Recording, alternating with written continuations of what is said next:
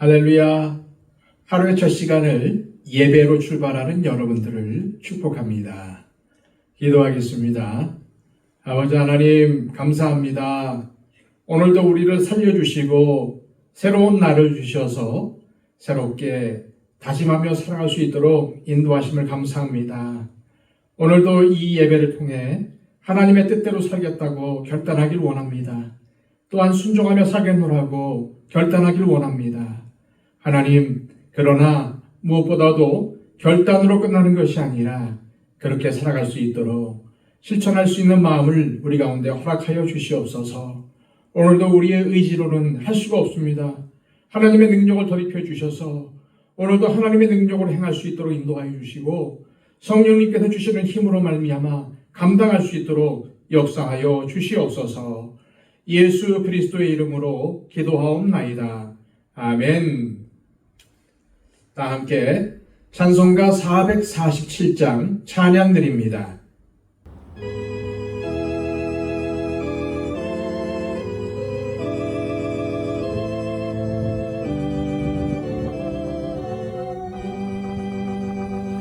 이 세상 끝날까지 주 섬겨 살리니 내 친구 되신 주여 늘 함께 하소서. 주 나와 함께 하면 전쟁도 걷고 주 나를 인도하면 늘 안심하리라. 나 주를 따를 때에 주 약속하신 것 그 영광 중에 모두 이루어 주소서. 나 주의 뒤를 따라 섬기며 살리니 그 크신 은혜 속에 날 인도하소서. 이 세상 온갖 시험 내 맘을 흔들고 정악한 원수들이 안팎에 있으나 주 나를 돌보시사 내 방패 되시고 내 옆에 계신 것을 늘 알게 하소서. 저 영광 빛난 곳을 주 허락했으니 그 허락하신 곳을 늘 사모합니다.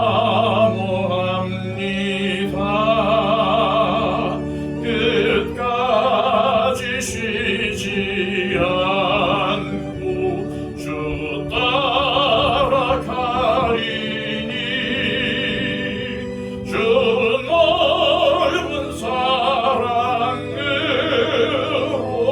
늘 인도하소서.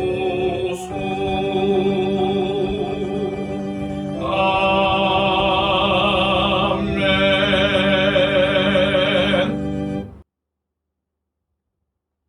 이 시간 우리에게 주시는 하나님의 귀한 말씀은 신약성경 베드로후서 1장 5절에서 7절까지의 말씀입니다.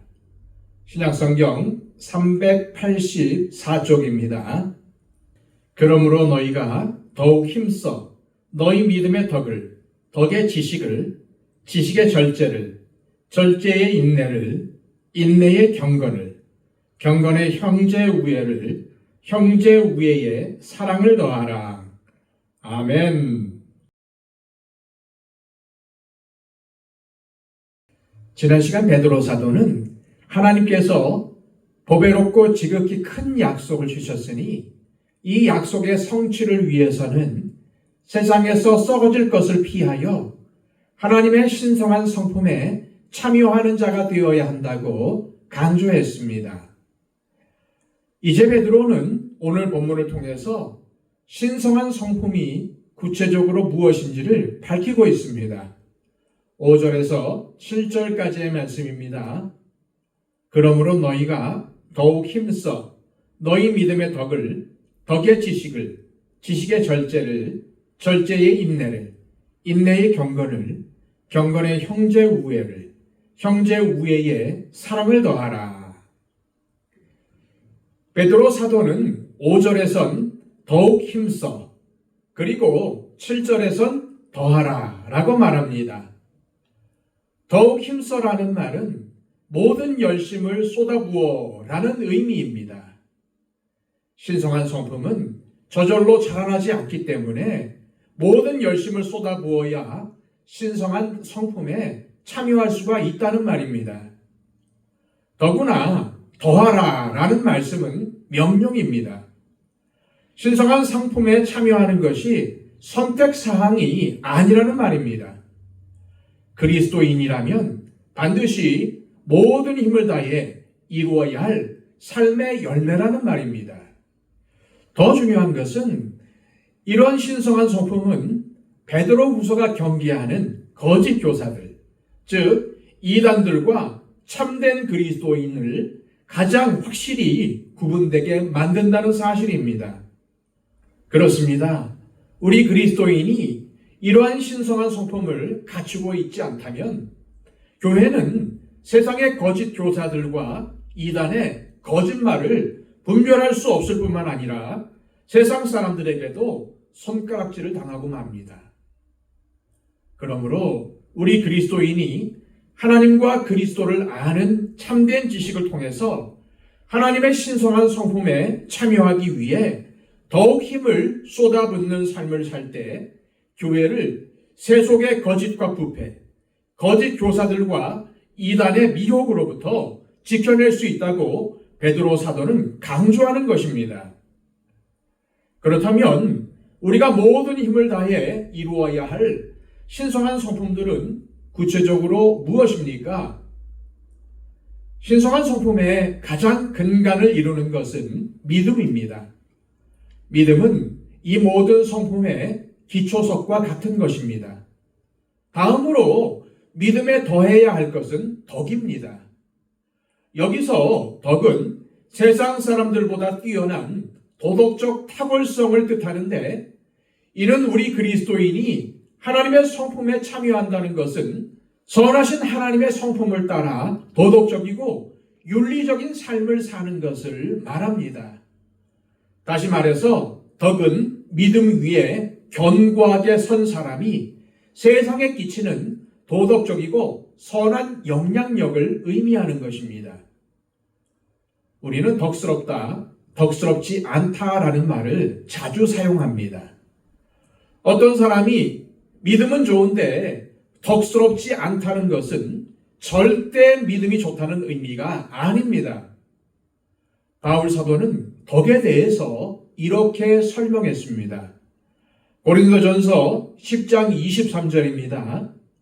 모든 것이 가하나 모든 것이 유익한 것은 아니요 모든 것이 가하나 모든 것이 덕을 세우는 것은 아니니. 이 말씀을 통해서 우리는 덕이라는 것이 반드시 관계 속에서 사용되는 말이라는 것을 알 수 있습니다. 혼자 있는데 덕스럽지 않다고 말하지는 않는다는 말입니다. 따라서 믿음이 있다는 말은 사람들과의 관계 속에서 행하는 어떤 행동이 사람들에게 본이 되고 기쁘게 한다는 의미입니다. 우리 주변에는 믿음은 좋다고 말하는데 덕스럽지 않은 그리스도인들이 많습니다. 그 믿음이 하나님으로부터 나온 것이라면 당연히 덕스러워야 합니다. 모든 것이 가하지만 모든 것이 덕을 세우는 것은 아니기에 믿음이 좋다는 말은 반드시 덕스러운가와 연결되어야 합니다. 왜냐하면 믿음에서 나온 행동은 반드시 덕을 세우기 때문입니다. 그런데 덕을 세우기 위해서는 반드시 더해져야 하는 것이 바로 지식입니다. 베드로 사도는 2절과 3절에서 이미 하나님과 예수 그리스도를 아는 지식에 관해서 말씀했습니다. 우리를 부르신 이를 알므로 말미암아 신성한 성품에 참여할 수 있다고 말입니다. 그런데 이 지식은 덕 다음에 언급이 되었기에 덕을 세울 수 있게 하는 지식입니다. 또한 이 지식은 믿음을 세우는 지식도 됩니다. 따라서 아무리 믿음이 있다고 말해도 하나님과 그리스도를 아는 지식이 자라지 않는다면 그 믿음은 공허한 것이 될 것입니다. 또한 다른 사람과의 관계에 있어서 마땅히 세워야 할 덕을 분간할 능력을 잃게 될 것입니다. 그러나 안타깝게도 믿음이 있다고 하지만은 지식이 없어 덕을 세우지 못하는 경우가 얼마나 많습니까? 올바른 지식이 없으면 분별력이 없어지고 그로 인해 덕을 세우지 못하게 되는 것입니다. 또한 이 지식은 교만하게 하는 지식일 수 없습니다. 이 지식은 덕을 세우느냐 아니냐를 분별하게 해주는 지식이며 하나님을 믿는 믿음에서 나온 지식입니다. 그래서 이 지식은 그리스도인으로 산다는 것이 무엇인지를 알게 해주며 그리스도를 믿는다는 것이 구체적으로 어떠한 삶으로 나타나야 하는지를 알게 합니다. 그래서 이 지식은 교만으로 인도하는 지식이 될 수 없는 것입니다. 가끔 주변에서 지식은 많은데 덕스럽지 못한 그리스도인을 만날 때가 있습니다.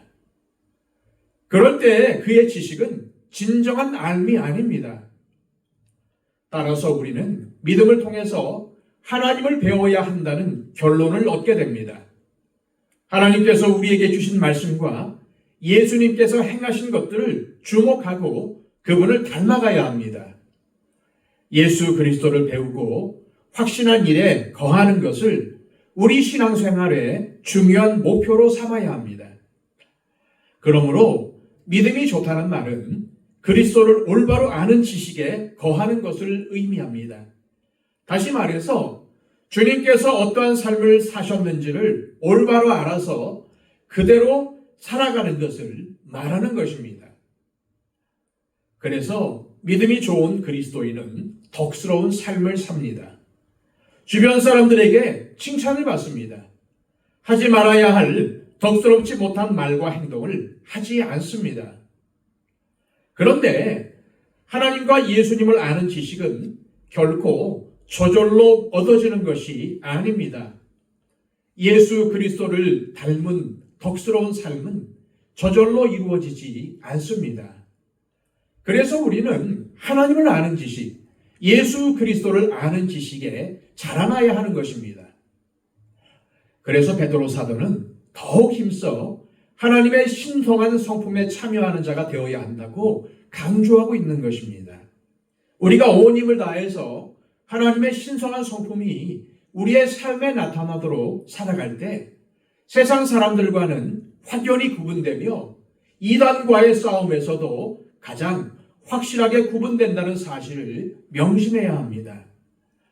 그러므로 어떤 사람이 참된 그리스도인인지 아닌지를 알려면 그 사람의 성품과 삶이 덕스러운지를 점검하면 됩니다. 아무리 자칭 타칭 믿음이 좋다고 해도, 아무리 성경을 천독하고 40일 금식 기도를 해도, 아무리 봉사를 많이 하고 헌금을 많이 해도 그 사람의 삶의 열매가 덕스럽지 못하면 그의 믿음은 헛것이 되는 것입니다. 우리는 지금까지 믿음이 덕을 세우는 방향으로 나아가야 하고 그 덕을 세우는 데에는 올바른 하나님을 아는 지식이 필요하다는 사실에 주목했습니다. 그러나 지식은 자칫 우리를 교만하게 만듭니다. 그래서 지식은 항상 점검이 되어야 하고 통제가 되어야 합니다. 이 절제에 대한 내용부터는 시간이 다 되어서 다음 시간에 살펴보도록 하겠습니다. 이 시간 기도하실 때 하나님 아버지, 오늘 말씀에 비추어 우리의 믿음을 점검해 보기를 원합니다. 믿음이 있다고 하면서 덕을 세우는 말과 행동을 하지 못해 다른 사람들에게 상처를 주고 실족하게 한 것들을 용서하여 주옵소서. 하나님과 그리스도에 대해 바로 알고 하나님의 성품과 그리스도의 삶의 모습들을 닮아가도록 우리를 이끌어 주옵소서. 기도하시기를 바랍니다. 111 기도를 통해서 우리의 중보가 필요한 분들을 위해 기도해 주시고 특별히 초청 대상자들을 위해서 힘써 기도해 주시기를 바랍니다. 다 함께 기도하겠습니다.